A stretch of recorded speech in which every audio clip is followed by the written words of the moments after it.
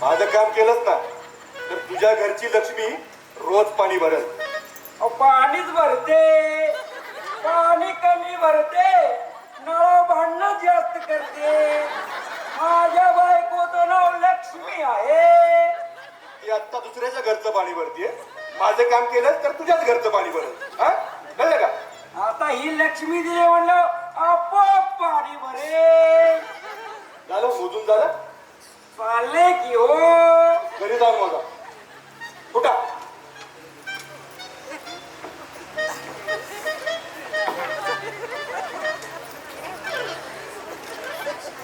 या फेवऱ्या नानाला आताशी धरलाय खरं, पण हा तर पैशाचा लोभी आहे आणि त्याच लोभीपणाचा फायदा मला उठवायचा. हे सगळं खरं आहे, पण आमची सुंदरी शिल्पा राहिली कुठं? शिल्पा, ए शिल्पा. कोण तू? कशाला आलास? जरा इकडे बघून बोल ना. तेवढंच तुझ्या चंद्रमुखी गोंडस चेहऱ्याचं दर्शन होईल मला. माझ्या सौंदर्याची स्तुती करण्याचा तुला अधिकार नाहीये. अगे एखादा खराखुरा जोरी नसला ना तरी हिऱ्याकडे पाहतच राहतो. सौंदर्याची आसक्ती कुणाला सुटलीये ग? सौंदर्याची आसक्ती? खऱ्या हिऱ्याची पारख करायला जवळ हिराच हवा. म्हणजे तुला काय म्हणायचं, ही जोरी नाही? शक्यता नाकारता येत नाही. असेलही कदाचित, पण ह्या नागपालनं आजवर अनेक आणि हिरे आणि हिरकण्या आपल्या शरीरावर दिलखुलासपणे धारण केल्या. शरीरावर, हृदयावर नाही. कारण हृदयावर विराजमान होतात त्या विरांगणा आणि शरीरावर कचकड्या. पण त्यानं माझी शान शौकत बिघडत नाही. ए, काय ते कामाचं बोल. बोलतो ना बोलतो. काय आहे ना, तू समोर आलीस ना की फक्त तुझ्याकडे तासन तास पाहत राहावंच वाटत. खरं सांगू का, मला ना त्या शांतचा हेवा वाटतो. त्याला या सौंदर्याचा मेवा कसा काय मिळाला कुणास ठाऊक. काय, ज्याच्या नशिबी जो ठेवा त्याने तो खावा आणि दुसऱ्याने फक्त पाहत राहावा. वा वा वा वा, शब्दांची कसरत करण्यात पटाईत झालीस. लग्नाआधी गोगलगाय होतीस, लग्न झाल्यावर काय हातपाय बाहेर काढलेस? आणि नखही. गोगलगायला नख नसतात, हो, आणि असली तरी या वाघ नका पुढे किती टिकणार आहेत? पण वेळ पडली ना तर गोगलगाई वाटणारी स्त्री वाघिणीचं रूप घेऊन वैऱ्याचं नरड फोडते. काय त्या कामाचं बोल आणि निघ इथून. बोलतो ना बोलतो. तुझ्या नवऱ्यानं 2 वर्षापूर्वी माझ्याकडनं 2 लाख रुपये कर्ज घेतलं होतं. माहित असेलच तुला. हो, ते तुझ्याकडून पैसे घेणार आहेत हे ठाऊक असतं ना तर त्यांना तेव्हाच अडवलं असतं. पण पैसे घेऊन आल्यानंतर त्यांनी मला सांगितलं. वा, म्हणजे तुला माहित झालं तर खरं. त्याने पैसे मागितले आणि मी दिले. फक्त तुझ्याकडे पाहू. माझ्याकडे पाहून पैसे देण्याची काही गरज नव्हती. अगं नाही कशी? कितीही झालं तरी दूरच्या नात्यानं तू माझी मामे बहीण आहेस, अर्थात माझ्या हक्काची. आणि अशी मी तुला आडी अडचणीला मदत तर करू शकतो ना. ए, तुझ्या या असल्या मदतीची ना मला काळीची गरज नाही. हा, अगं तुला नाही पण तुझ्या नवऱ्याला होती. त्यावेळी मी त्याला मोजून 2 लाख रुपये दिलेत आणि त्याच्याकडनं कोऱ्या कागदावर सही करून घेतली. काय? आणि त्याला पैशाची गरज होती म्हणून त्यानं डोळे झाकून कोऱ्या कागदावर सही केली. आणि आता त्याच सहीनं मी तुझे डोळे उघडणार. नागपाल, त्याला उद्याच्या उद्या 4 लाख रुपये व्याजा सकट परत करायला सांग. अरे पण ते कसं शक्य आहे? सर्व काही शक्य आहे, सर्व काही शक्य आहे. जसं 4 चौकात माझ्या थोबाडीत मारणं शक्य आहे ना, तसं हेही शक्य आहे. त्यामध्ये माझी काही एक चूक नव्हती. आणि 2 वर्षापूर्वी घडलेल्या प्रसंगाची तू इतकी आठवण ठेवशील असं वाटलं नव्हतं. का नाही ठेवणार? का नाही ठेवणार?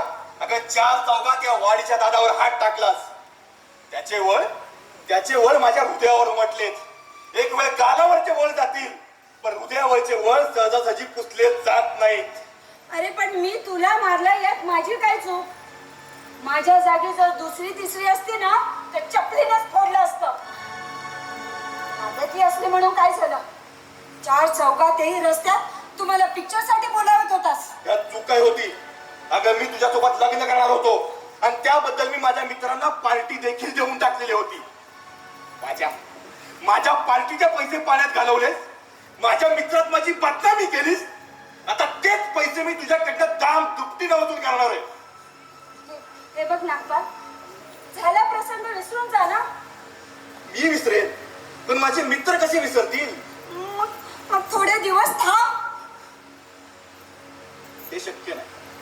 मला फक्त माझ्या पैशाशी घेणं देणं आहे. उद्या उद्या तुझ्या नवऱ्याला ते पैसे परत करायला सांग. अरे ते पण कसं शक्य? नागपाल, हा, आता तू जर म्हणत असशील ना, तर एका अटीवर मी सारं कर्ज माफ करायला तयार आहे. कोणती? तुला माझी आयुष्यभर रखेल बनून राहावं लागेल. नागपाल, एक तर 4 लाख रुपये किंवा माझी रखेल. नागपाल, एक क्षणही इथं थांबू नकोस. चल जाऊ इथून. जा. तुझ्या नवऱ्याला सांग आल्यावर काय बोललोय ते. हे नागपाल, अरे तू केव्हा आलास? या शिल्पा, हा? अगं थोडा चहा ठेव ना. हो. थँक्यू श्याम, पण मी चहा घेत नाही. डायबिटीज आहे का? अरे पण एवढ्या गडबडीत का? ज्या बायकोजवळ निरोप दिलाय ती सांगेल तुला.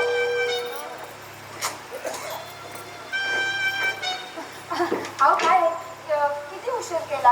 अगं श्रीखंडाला सुद्धा लाईल, काय करणार? श्रीखंड म्हणजे नोकरी केली म्हणून की काय? चल, काही बोलू नकोस. आज ना आमच्या सुरेश भाऊजींनी त्यांच्या कॉलेजच्या क्रिकेट मॅच मध्ये सेंचुरी मारली आहे. काय सांगताय? सेंचुरी? राव, मजा आहे म्हणजे तुमची. मग तू या जेवून जा. हो, आता एवढं श्रीखंड माझं काय होणार आहे? करतील काहीतरी. बरं. हो. श्याम बापू, अहो तुमची नोकरी गेली समजलं. होय, खूप वाईट झालं. ऍक्च्युली 10 वर्षाला पण इमानदारीने एकत्रित काम केलंय आणि ट्रकवर जायला निघणार तेवढ्यात मला समजतंय की तुम्हाला कामावरून काढलं म्हणून. होय. आरामखोर झाले. पण हे बघ साधू, त्यांनी मला कामावरून काढलं नाही, मीच त्यांच्या अंगावर चावी फेकून आलो. शेठ खडूस माणूस. श्यामबाबू आजकाल खरी दुनिया राहिली कुठे हो? तर मी तुम्हाला एक सांगतो, तुम्ही जर कामावर येणार नाही ना तर मला दुसऱ्याबरोबर काम करायला नाही जमणार आहे. हो, त्यापेक्षा मी हप्त्यात जातो आणि मालकाकडे राजीनामा देतो बघा. हे बघ साधू, अरे बाबा असं काय करू नकोस. अरे तुझ्या महिन्याच्या पगाराने तुझं अख्खं कुटुंब डोळे लावून बसलेलं असतं. अरे शेवटी तुझ्या कुटुंबाचा पालन पोषण करता तूच आहेस. आणि शिवाय तुझी बहीण पण लग्नाची झाली, अरे तिचा पण थोडा विचार कर ना. हे सगळं समजतंय मला, पण मला दुसऱ्याबरोबर काम करायला नाही जमणार आहे. त्यापेक्षा मी हाटीलाच राहू नये ना, कबायच्या तुम्ही. आणि हे बघ साधू, समोरच्यानं कसंही वागलं ना तरी आपण आपल्या कामात प्रामाणिक राहावं. प्रामाणिक राहू. अहो त्यांची प्रामाणिकपणा कुठं? त्यांची सगळीच कामं करायला लागते ती. काय? कधी म्हणतात सिगरेटा, कधी म्हणतात दारू, कधी म्हणतात तंबाखू, कधी म्हणतात पाईप. कुठल्या विभागात? अरे हे बघ, त्यांनी काही करू, आपण फक्त स्पष्ट राहायचा प्रयत्न करायचा. स्पष्ट आणि झालाच आमचा तिळबा. श्याम बापू, तुम्हाला एक सांगतो, ज्या कोणी हरामखोर तुमच्याबद्दल लिहिपट काढत केलं ना त्याला मी अजिबात सोडणार नाही. येतो मी. अरे साधू, अरे साधू, अरे ऐक साधू.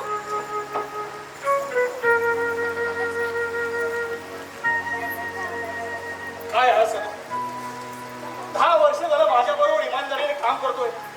किती प्रामाणिक आणि साधा माणूस हा. पण आज माझ्या प्रेमापोटी हा काम धंदा सोडायला तयार झाला.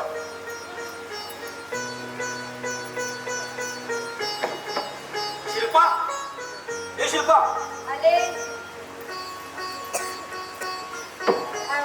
अगं मगाशी तो नागपाल येऊन गेला, काय म्हणत होता तो?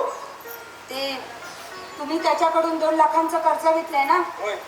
तेच मागायला आला होता. कधी परत करायचं म्हणालाय? उद्या संध्याकाळी. काय? हो. अगं कसं शक्य आहे ते? एकूण 4 लाख रुपये झाले सांगत होता. 4 लाख? अगं मी तर फक्त त्याच्याकडून 2 लाख रुपये घेतले होते आणि 4 लाख कसे? हो ना, एका वर्षाचं 2 लाख व्याज झाले सांगत होता. अगं पण तो तर म्हटला होता या 2 लाखाचं मी व्याज वगैरे काय नाही घेणार. हो म्हणाला होता. पण आता आपण सारे जण ना एका विषारी सापाच्या विळख्यात पूर्णपणे गुरफटून गेलो आहोत. काय? अ, विषारी सापाच्या विळख्यात? मला सांगा, त्याने तुमच्याकडून कोऱ्या प्रॉमिसरी नोटवर सही घेतली होती? हो, घेतली होती. अगं पण तो म्हणाला होता इन्कम टॅक्सची कागदपत्र आणि त्याचे पैसे वाचवण्यासाठी हे सगळं करावं लागतं. तिथेच तर तुम्ही फसलात.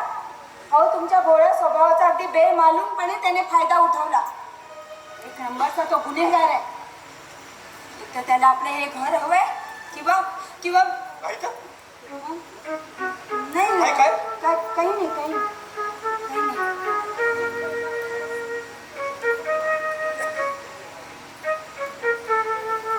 अगं आता उद्याच्या उद्या पैसे कुठून देणार का आपण? आणि त्यात मला कामधंदाही नाही. सुदेशच्या कॉलेजची फी भरायची आहे. सगळ्याच अडचणी वाढल्या. अहो, तुम्हाला सांगितले ना, फीची काळजी नको. हे मंगळसूत्र आहे ना. हा. अहो, असं काय करताय? काळ्या मणीच्या पोतीनं सौभाग्याची मणी जास्त चमकतात. त्यानेच तर गळ्याला जास्त शोभा येते. आणि दागिने असतातच अडचणीसाठी. मला दागिन्याची गरज नाही, पण सुदेश भाऊजींना आहे. अहो, त्यांच्यासाठी ही सुवर्ण संधी आहे.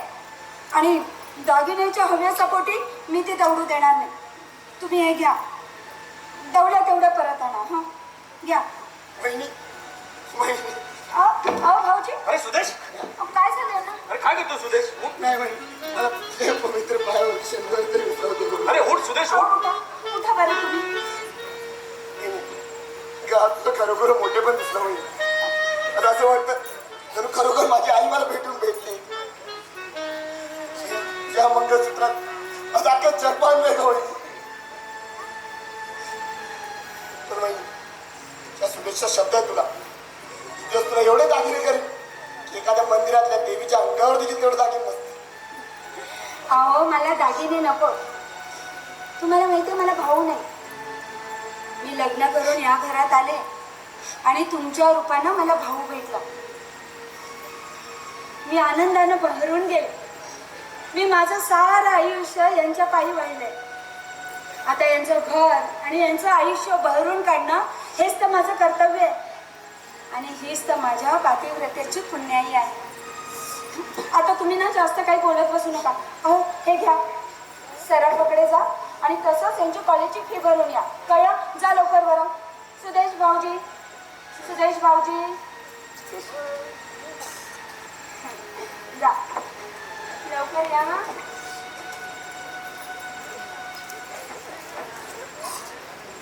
देवा, माझे सुदेश भाऊजी किती किती हुशार आहेत. त्यांना भरघोस यश दे. अगदी फर्स्ट क्लास फर्स्ट पास कर. अगं बाई, मी पण किती वेंदळी. यांना श्रीखंड खाऊन जा म्हणून सांगायला विसरले. असू दे, आता आले ना की आधी जेवायलाच वाढायचं. आज तू या घरात त्यांना वाढवशील. उद्या तू या घरात नसणार. आज तू या घरात असू दे, काही झालं ना तरी येणाऱ्या प्रसंगाला मी माझ्या पातिव्रत्याच्या जोरावर टक्कर द्यायला तयार आहे. मग काही होऊ दे. आज तू या घरात त्यांना वाढवशील. उद्या तू या घरात नसणार. उद्याचा येथील वास्तव्य संपुष्टात आणला. पतिव्रते, तुझ्या पातिव्रत्याची खरी कसोटी उद्या आहे. तुझ्या कुंकवाचा खरा प्रताप तुला उद्या दाखवायचा आहे. तुझ्या कुंकवाचा खरा प्रताप तुला उद्या दाखवायचा आहे. तुझ्या कुंकवाचा खरा प्रताप तुला उद्या दाखवायचा आहे. तुला उद्या दाखवायचा. तुला उद्या दाखवायचा. माझं कुंकू बळकट असेल ना तर मी कशालाही भीत नाही. अगदी खोल दरीत पडले ना तरी सुद्धा. कारण माझ्या पतीचे 2 हात मला भुईकोटासारखे आणि त्यांचं प्रेम हे अभेद छपरासारखे. मी माझ्या पातिव्रतेच्या जोरावर कोणत्याही प्रसंगाला तोंड द्यायला तयार आहे. हो, तयार आहे मी.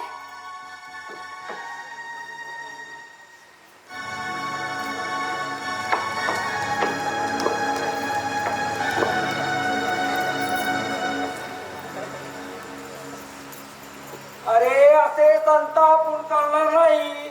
अंगाची लाही लाही होते माझ्या. अरे माझ्या अंगाची लाही लाही नाही तर माझ्या अंगाला खात सुटते. अरे पण अरुण, एक सांगू, माझी मुलगी तुझ्यावर एवढं प्रेम करते, एवढं प्रेम करते, तू एक दिवस दिसला नाही, जेवत तुझं नाही, एवढं प्रेम. खरं तर तुमच्या मुलीवरती मी प्रेम करायला नको होतं. अरे तिने लग्न करण्यास नकार दिला. तुमची मुलगी स्वप्ना गेली 6 महिने माझ्या मागे लागली होती लवकर लग्न करू म्हणून. आणि मी काल विचारलं तिला 2 दिवसात लग्न करू. अरे पण त्याचे कारण विचारलेस काय? कारण विचारण्याचा मी खूप प्रयत्न केला पण कारण सांगायला ती मला तयारच होईना. हो. आणि जेव्हा मला समजलं तिने लग्न करण्यास नकार दिलाय, त्यावेळी घरी गेलो, 2-3 कानशिलात लावल्या तिच्या. तेव्हा ती म्हणाली मी अरुणशी लग्न करायला तयार आहे. पण त्याची ती वहिनी तिला चुकाने नांदू देणार आहे काय? तिला वाटतं ते घर तिच्या एकटीच. आता आलं माझ्या लक्षात. तिथेही बरोबरच आहे म्हणा. आज इथं माझ्या एकट्याचे होणारे हाल ती पाहते आहे. दादा, वहिनी आणि तो सुद्या एका बाजूला मी एकटा. मी तरी यांचं काय घोडं मारलंय कुणास ठाऊक. अरे ही वाढ वडिलांची जमीन, हा त्याला एकट्याला झडपायची आहे. तसा जर दादाचा हेतू असेल ना तर तो मी तरीच नेऊ देणार नाही. अरे असे संत आपण करणार नाही. मी सांगतो काट्यानेच काटा काढायला पाहिजे. तुझ्या दादाला हिस्सा माग, तुझ्या हिस्स्यात तोड असतील त्याच्या हिस्स्यात तोड आहे. मग बघ माझी मुलगी उडत उडत उडत कशी तुझ्याकडे अगदी फुलपाखरासारखी राजा राणी सारखा संसार कराल. ठीक आहे, उद्याच या गोष्टीचा सोक्ष लावतो. अरे पण एक अडचण आहे. काय? नागपाल या घरावर जप्ती आणणार आहे. काय म्हणताय? होय. अरे नागपालकडनं 2 लाखाचं कर्ज घेतलंय या घराच्या तारणावर. या घराच्या कारणावर हो. एकट्याच्या मताने कर्ज काढायचा दादाला अधिकार तरी काय? कमीत कमी मला विचारायचं होतं कर्ज काढताना. अरे हा तुमचा घरगुती प्रश्न, यात मी काय बोलणार? मलाच आता यातून माझ्या सुखाचा मार्ग काढायला हवा.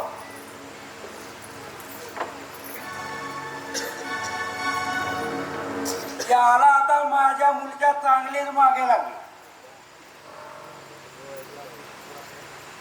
हा माझ्या मुलीच्या प्रेमात बरोबर अडकलाय आणि ती त्याला अडकवली. आपल्याला काय, आपल्याला माल मिळतोय ना. एवढी वर्ष कडकीत काढली, आता काय आयशा रमायत जगायचंय. अरे बघतोस काय रागाने?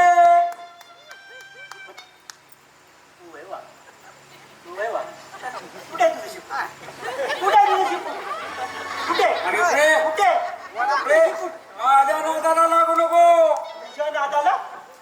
अरे तुझ्या नादाला लागायला तू काय की आहे? तुला स्वतः सारखा सरळ करेल. अरे पहिला तू तुझ्या पायावरती सरळ उभा राहा की हे गड्या. आणि तुझ्या तंगड्या कोणाला म्हणतो फेंगड्या? अरे तू फेंगडा, तुझी आई फेंगडी, तुझा बाप फेंगडा, तुझा अख्खा खानदान फेंगडे. त्या आईला सकाळी सकाळी या काळ्या तोंडाचं तोंड बघितलं सगळ्या दिवसाच्या आईला.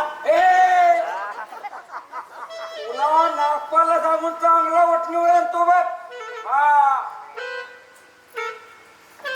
नागपालच्या लाडक्या पाय मोड रे. श्याम बापू, ओ श्याम बापू, श्याम बापू. सगू हो परत बस. हो. अरे काय झालं? वैसा श्याम बापू कुठे आहेत? ते ना, ते सुदेश भाऊजींबरोबर बाहेर गेले. हो का? हो. वहिनी हा? मला एक सांगायचे. काय? मी पण बघा नोकरी सोडून दिली बघा. काय? हो. मला दुसऱ्या ड्रायव्हर बरोबर काम करायला खरंच नाही जमणार आहे. अहो गेल्याच महिन्यात श्याम बापूंना 200 रुपयाची पगारवाढ झाली होती आणि ते इतर ड्रायव्हरला समजतात त्यांनी मालकाकडे तक्रार केली त्यांची. मग पण त्या हरामखोरांना ना मी सोडणार नाही बघा, मला समजलं तर. पण तुला सांगू का, तू नोकरी सोडायला नको होतीस. हे समजतंय मला वहिनी साहेब तुम्हाला अगदी प्रामाणिक सांगतो. तुम्हाला काय ना एक दिवस नक्की साहेबाला परत कामावर बोलेल बघ. हो अरे असं झालं ना तर देवच पावेल. हो वहिनी साहेब, हा मला अजून एक सांगतोय. काय हो? आजकाल ह्या घरात आहे ना मूळ भैरव फिरताय. हं? थोडं सावधानतेनेच राहा. मी येतो, हा? पण थोडं सावधानतेनंच.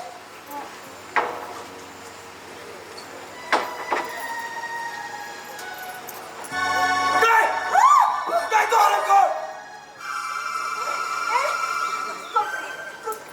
कोण तू? शंभू शंभू म्हणतात मला. मला त्याचा खून करायचा आहे. त्याचं काही फोडून त्याच्या रक्ताने अरे कोणाचा? नागपालच्या पहिल्याला उभं फाडणार आहे आणि त्याचा कोतळा सुकत घालणार आहे. त्यासाठी मी तुरुंग फोडून फरार झालोय. नागपाल इथे आला होता का? हो थोड्या वेळापूर्वी तो इथे येऊन गेला. नागपाल, नागाच्या अवलादीचा नागपाल, सावध राहा. हा खतरनाक शंभू तुझ्या रक्ताचा घोट घेण्यासाठी तहानलाय.